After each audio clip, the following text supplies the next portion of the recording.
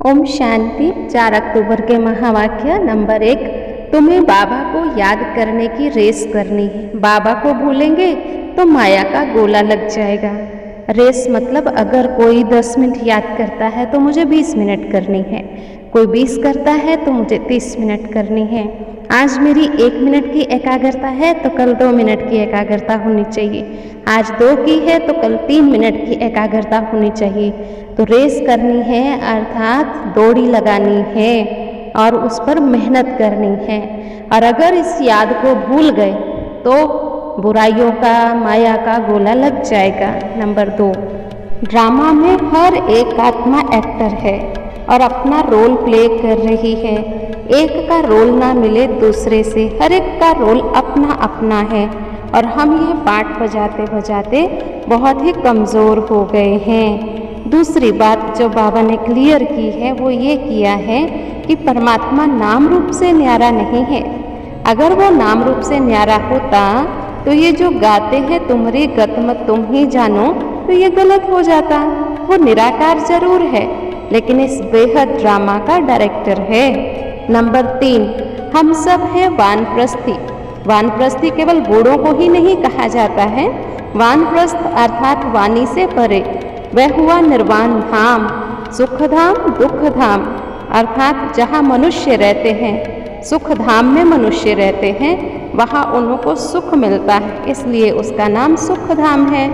Number 4 point है, निर्वाण धाम को ही मुक्ति धाम कहा जाता है। वहाँ सिर्फ शांति है, शांति में ही आत्माएं रहती है।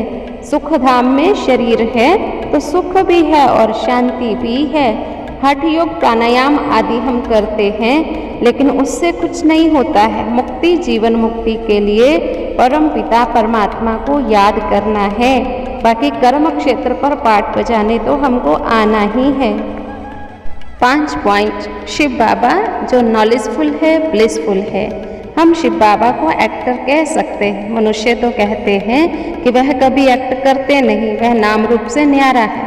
फिर कहते हैं वह सर्वव्यापी है। तो क्या एक ही एक्टर है जो सब में डांस करता है? नहीं, वह तो हर एक ही एक्ट भिन्न भिन्न है, एक ना मिले दूसरे से।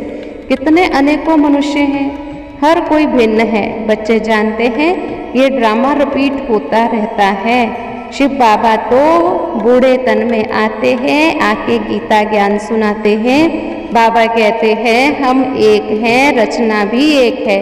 गॉड इज वन, दूसरा नाम निशान नहीं। ऊंचे ते ऊंचा एक ही शिव बाबा है। अब नंबर 6 पॉइंट देखो, त्रिमूर्ति शंकर नहीं कहेंगे, गाया जाता देवों के देव महादेव, पहले ब्रह्मा। इन 3 देवताओं में नंबर 1 है ब्रह्मा। ब्रह्मा को ही गुरु कहते हैं। बाबा कहते फिर ब्रह्मा, फिर विष्णु, फिर शंकर।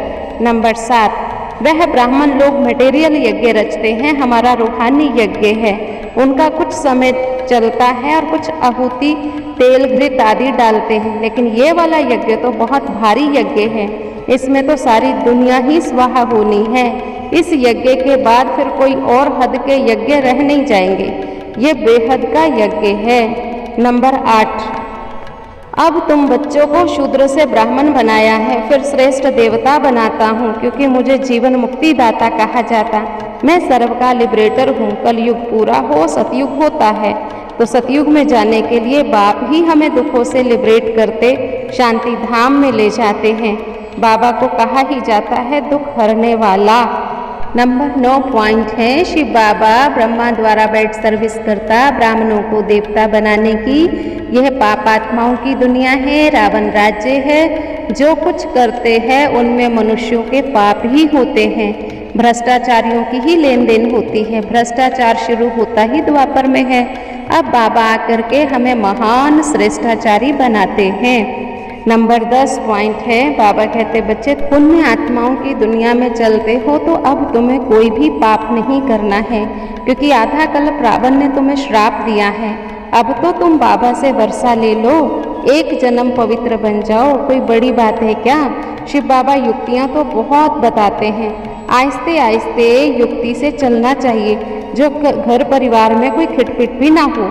दोस्ती भी बनी रहे और अपने को विकारों से छुड़ाते भी रहो।